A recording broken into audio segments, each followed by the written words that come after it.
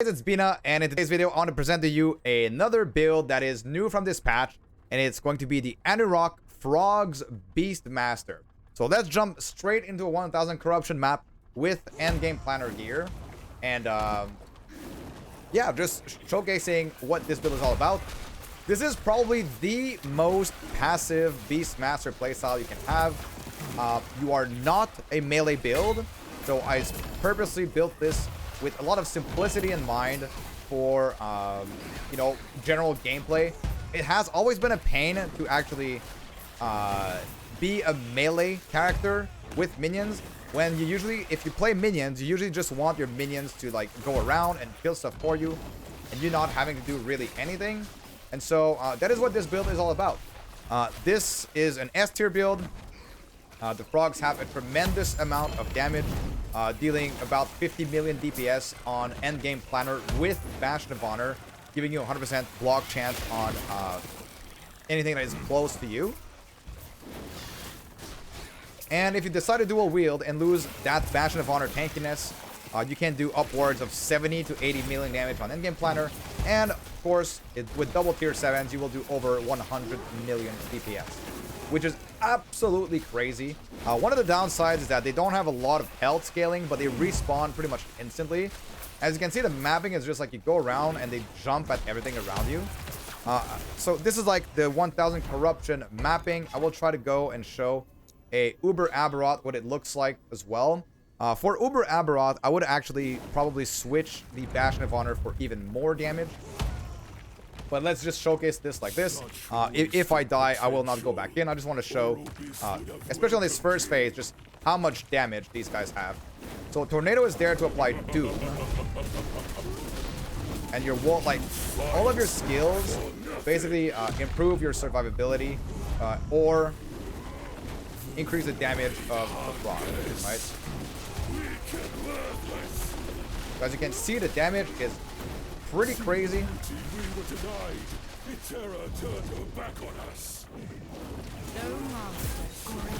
Of course, there's still minions. They can still die in this fight. And the only good part, so it's going to be a harder Uber fight than Bear, for example, but this has way better quality of life for general gameplay than Bear. If you are into like an S, if you want like an S tier minion build that has some of the most passive playstyle in the game, this is it. Actually, this is a really good run. What the heck? This is so crazy. Ooh, wait. So as you can see, some of them died, right? But they respawn so quickly that it doesn't really matter. Of course, you lose some DPS uptime. Oh, I got hit. We are quite tanky though. We have a lot of armor. Our recovery comes from a Vessel of Strife setup. So we have a lot of health regen as our recovery. So it's like fully passive playstyle. As much as possible. You fight for nothing. The void hungers. And so keep in mind, this is about 50 million DPS. You will have double this DPS if you go with a proper setup on aspirational plan. So yeah, there's still a lot of room for improvement. That was a fairly easy Uber kill. So that's the Uber kill. Let's see what we got here.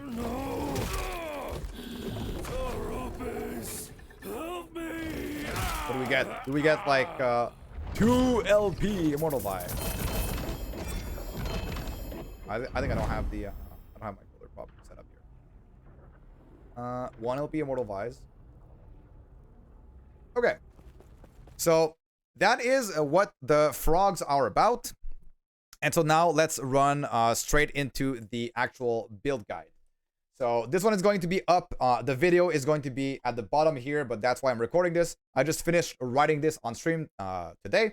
spent a lot of hours in the past 2 days theory crafting this and min-maxing it. I've seen a couple of versions around which were all severely lacking in one aspect or another. So decided to test for myself, and me alongside some of the Maxwell guys as well as Misha, we cooked this particular frog build, which I think is also, my chat actually helped me a lot. So I did this on stream, min-maxing this on stream. So if you want to be a part of these cooking sessions, there's many more to come. And even with PoE2 releasing today, I think that I will stay in Last Epoch and cook some more builds because there's still so much discovery to be made. Discovery. So yeah, welcome to the Anurok Frog Beastmaster. So one thing to note is that you need certain items to play this build. So you need to be level 73 and have Mighty Chorus of the Anurok Helmet, which this is a primordial unique. You also need to have the Land Before Adorned Idol. It's a unique idol. It's a random drop. You need to have this to use the crows. Okay. If you don't have this unique idol, do not use Summon Storm Crows on your bar, and just use something else or whatever. It doesn't really matter. You can be creative with it, but like try to get the idol, right? You want to get the idol, you can get this with like, I guess, prophecies and stuff, and like just try to get the idol and buy this primordial unique from the new vendor from the season mechanic, which are the beasts. So you kill the beast and you gather lots of materials from these beasts, and then the vendor there you can buy primordial uniques. Very, very straightforward. As soon as you enter one rift, you will notice the vendor and you'll see all of the items for sale. Keep this in mind that you can also farm some woven echoes to farm these materials. So yeah, there are a couple of strategies for that. There's also nodes on the weaver tree that you can use to farm these primordial uniques. All right, so this is the general setup. Let's talk about a little bit of the pros and cons. So you have constant recovery. So because of your health regen and your ward regen as well with Vessel of Strife, which converts your health regen to ward, this feels very good. If you've played crows in the last patch in 1.2, this feels a little bit like the crows setup for tankiness. Outstanding damage. It's a very passive minion playstyle. Frogs respawn very quickly, so you do not have to revive them at all. Although if your wolf or crows die, you can either wait or revive them. I usually wait because it doesn't really matter. It adds a bit of damage, but for actual simplicity of playing, I don't really care. Frogs have so much damage anyways. The cons: minion AI. Keep in mind you can also direct your minions with A, and you can press the number 2 key on your keyboard to set them into an aggressive or passive playstyle. Requires a primordial unique and occasional mana management, because sometimes like your movement ability is Crowstorm, and so this one will cost a lot of mana. Pretty much everything costs quite a bit of mana to use, so you will have some occasional mana management. Yeah, so that pretty much covers that. Let's go into the skills. Now, Summon Wolf is used here for permanent bond. You have an additional wolf companion at all times, and it does not count towards your companion limit. So the helm will make it so that you summon the frogs up to your maximum number of companions, but you get an extra free wolf, which you can use to get some nice buff with Howl, which gives you frenzy, more melee damage, and more melee attack speed to your allies. So that's why we use this. They will also proc it on boss hit, so they will automatically howl when they hit a boss. So you don't really have, you can like hear them howling. So if you hear them howling recently, you don't have to use Summon Wolf or Howl manually, because that will cost a lot of mana, right? So the rest of the nodes put into survivability. Crowstorm is your main movement ability, so this setup maximizes the application of armor shred stacks with this node here and this node here. So you get armor shred chance, and you get armor shred effect per strength and chance per strength. So because we are stacking strength quite a bit, these get the armor shred. It's important. I want to talk about right now the scaling aspect of Anuroks. So in the scaling aspect, they do get 5% physical pen per strength. They get 4% crit multi per dexterity, and they get 1% added critical strike chance per attunement. They also scale 3% more damage per 1% minion area and damage. This is a new affix that can be put on your amulet and gloves. So that is going to be your main source of damage for the Anuroks. And they have like a very, very uncommon scaling. And also this makes it, they don't get minion damage except for the 600% with level scaling. So minion damage can be quite good as well to if you want to increase your damage even more, right? I went for a balanced approach of damage and tankiness here. But yeah, so we are stacking strength for one of this reason. And armor shred is going to be applied by crows. This makes the build even more passive. Although if you would not use crows, you would lose one. You would gain one Anurok, so one frog. But losing the crows makes it so that you have to use armor shred by yourself, like say on tornado, which is going to be more harder on your mana. So that is an option as well if you want to get one more Anurok, which would result in 10% more damage. So Warcry will be your main way of capping Summon Anurok's critical strike chance. So you get 45 attunement plus the 5 base that puts them at 50% crit chance plus 100 from Warcry that we turn into a totem which constantly cast it. They're going to be at a 100% crit chance pretty much at all time. And because we're stacking so much area on the amulet and on the gloves and on the tree here, the area of the totem and the Warcry is really, really big. So you will not only get this, but this also applies frailty. You will get a cleanse, you get invulnerability, you get lots of buffs, and you even get haste. So this is about Warcry. Very good. While I'm mapping, I am just holding Warcry and holding Frenzy Totem and just casting one tornado every 2 seconds to be able to benefit from the buffs. Frenzy Totem provides a good amount of flat damage thanks to this node. Grounded gives 25 flat melee damage to allies, but now it's someone in front of you. This is going to be very, very good because flat melee damage is something that they don't get that much of. You get this on your weapon, for example, or if you are dual wielding, you get a little bit on your passive tree. But for the most part, this is like your stat that you are looking at increasing. One of the stats that you're prioritizing the most. They also get crit chance granted by Wolf's Howl, so this will also enable your frogs to get even more uptime on a crit chance if it ever happens that you don't put a Warcry totem down. For them, your wolves are gonna howl automatically on bosses and buff all of the frogs around. You also get haste, you get increased effect of frenzy, and some health and duration. Tornado is your main way of applying Doom. So Doom is a ring that you can farm from Shade of Orbis. It has so Doom has a 30% chance to be applied with this ring on any hits that you do. So that's why we have Tornado with many hits. And Doom increases melee damage taken by enemies. That is going to be another source of more multiplier. And so that's why we're going for stationary tornadoes and getting as many hits as possible. But we need to get the mana efficiency because if not, our mana situation is pretty bad, right? You also get movement speed with this setup. So that is what we're doing. And Summon Anurok, we talked about their scaling, fist pan per strength, crit multi per dex, and added crit chance per attunement. Also 3% more damage for every 1% minion area damage. You can use A to reposition your minions where you want them, and I will add to this also that you can use the 2 hotkey to toggle between defensive stance and offensive stance for your minions. The passives are pretty straightforward. We're grabbing a lot of attunement, strength, dexterity, health. Some of the new stuff in here, minion health, minion damage leech as health for minions as well here is pretty good. We are grabbing aspect of the boar when we are using evade. So using our evade will grant us aspect of the boar, which the effect is increased. So that's going to be DR. It's going to be damage reduction for us. We're grabbing all of the health regen stuff. So pretty straightforward.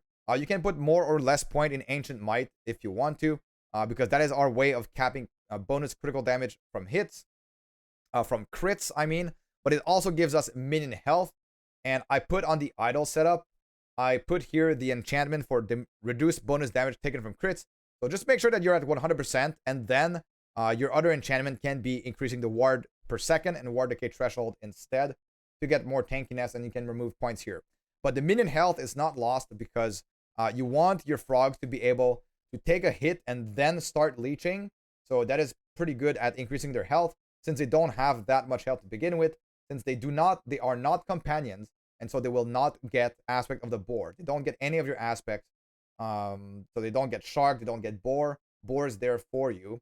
And this node here is taking increased damage redirected to your highest health minion. It's going to stack additively with Mantle of the Pale Ox to bring your damage redirected to minions to 34%. So that is a huge damage reduction. The rest is pretty straightforward for the passive. Nothing too crazy going on here. So the skill usage, you summon your Stormcrows. Make sure in the passives that you are not grabbing any of the limited one companion nodes, because if you do so, you will have this problem that why do I only have 1 or 0 frogs? And I'll say here in the FAQ, you have to double check your passive tree, right? So you summon your crows. As soon as you have the helmet, your frogs will automatically be summoned. You cast Tornado every 2 seconds to get the movement speed buff and Doom applications. You cast Warcry and Frenzy Totem on cooldown. I just hold them while mapping. Howl to gain haste against priority targets. But if it's a rare or a boss, they might even howl by themselves. So you can save it to save some mana. And move around the map with Crowstorm, but be careful, it has a high mana cost. Of course, Warcry, additional skill and tips, has Cleanse and Immunity. Use them wisely. For gearing, so you need the Chorus of the Anurok and the Land Before to be able to play this specific setup with the Crows. This is an attributes and minion area and damage stacking build. And you want to reach 45 attunement, like I said before, to reach 50 crit chance so that your Warcry can bring it to 100%. And you want slightly more strength than Dex. The reason why is because dexterity is scaling critical strike multiplier, and strength is scaling minion physical penetration, right? So both are multiplier of damage, but you start with 0 pen and you start with 200% crit multi. So that is why you want to have slightly more strength than dex at all times if you want to min-max the ratio to get for your damage. Minion area and damage is the main multiplier, so you want to get as much as this as possible. Go for tier 7 on the amulet and tier 7 on the gloves. Cleaver Solution enables intelligent scaling, which enables Vessel of Strife to have ward retention.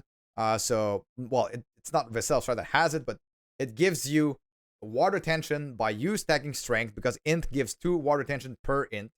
And so your health regen applies to ward will give you even more ward, because now you'll have more retention of that ward, right? So great synergy with these two.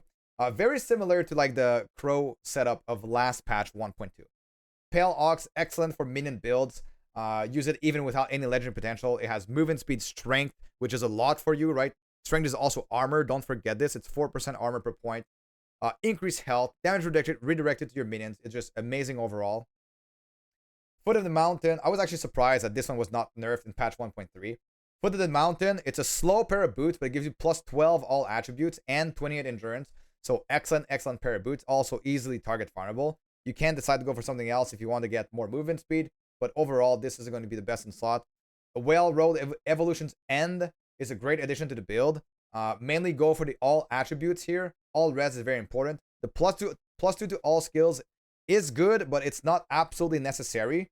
So don't worry too much about getting a +1 to all skills. I would worry more about getting +6 all attributes and potentially all res here.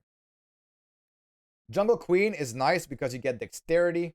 There's other options for this as well, but dexterity is the best damage option. We also have minion physical damage on this. So this one is very hard to get one of, but it has a very high chance of getting LP. So getting a 3 or even 4 LP is not uncommon for Jungle Queens. So go for this. Siphon of Anguish is used for the Doom application. That one is farmed from Shade of Orbis. As I said before, it increases your damage taken. On your gloves, I go with a seal. You have a guaranteed seal on tier 1 set affixes. So you get tier 1 Last Bear Fury set. You get increased health regen per point of strength.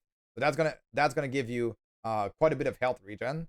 Of course, guys, all of the stats on this specific build, they're mostly min-max for damage. If you want to go tankier, feel free to go tankier. These frogs have a lot of damage, and you don't necessarily need to go with as much damage as I went in here. But if you want to increase your tankiness, go for more health regen rolls, right? Maybe on the amulet, maybe on the gloves, maybe on the helmet, on any piece of gear that you want. And if you want to go for damage, go like this. But I felt that with Bastion of Honor, this setup was pretty good in both areas of tankiness and damage, right?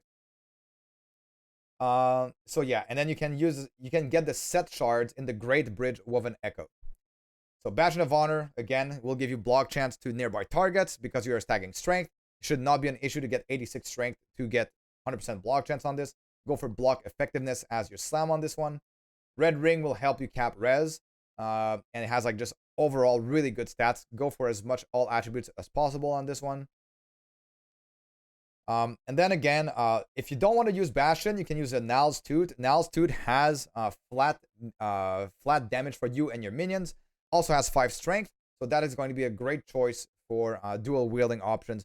Keep in mind that if you dual wield, you take more damage and you never block. So yeah, choose wisely. Another thing in the aspirational planner here is that Immortal Vise can be used with Brewmaster Buckle. So Brewmaster Buckle gives you access to Endurance Threshold when you use a potion, and then you get 30% less damage taken to any health below your Endurance Threshold. So the combination of Brewmaster Buckle with Immortal Vise is extremely tanky. Very, very good setup to be able to survive. Let's talk a little bit about that starter gear. What I would do for starters, I would not use Crows, and I would only use Chorus of the Anurok, Pale Ox, and yeah, the rest is pretty much just straightforward Dex attunement. I'm trying to get attunement to get the crit higher because you're gonna get crit for free. And then use the Obsidian Axe to get a lot of flat damage for your minions, and you can go for other stats here. So very, very straightforward build to get started with as soon as you have the frog helmet. The idols, if you get this one, use the crows. If you don't use the crows. So here we talk about a scaling, which we already talked about, the damage and defense, which we already talked about. Loot filter options here. The loot filter is still... The in-game loot filter is still bugged for white labels, so I put them back to gray, and we do not yet have sounds. I will have sounds pretty soon for the maximum filters, which add a lot of dopamine, in my opinion, to the loot drops. But you have different level of strictness. If you want a regular strictness leveling, but keep in mind this one you maybe not want to go for this because you will be going for at level 73, I think, as the minimum level to equip the helm, anyways. So yeah. Decide your level of strictness and go for this filter. Small FAQ here. The video guide will be here. So in summary, you need the Chorus of the Anurok and the Land Before. These are frogs. They jump, they're fast, and they lick their targets to death. You are stacking attributes and minion area and damage due to their unique scaling. This specific setup offers both good offense and defense and can do Uber. It does all the content in the game. Maps very well. We put it in overall S tier build. It's getting enabled to reach its true potential with items like Vessel of Strife, Pale Ox, Bastion, and Cleaver Solution, amongst the other ones. But like these are kind of like giga in terms of how much they offer to the build. So I think that covers pretty much it. We talked about how to get started with this. We talked about the endgame option. We talked about the aspirational stuff. So hope you love the Frog Beastmaster Anurok build, and I will likely be playing this after I'm finished with my Lightning Blast character. So look forward to it. Come see me on Twitch. If you like these kind of videos, you can always leave a like and subscribe. I would greatly appreciate it. And I'll see you guys all in the next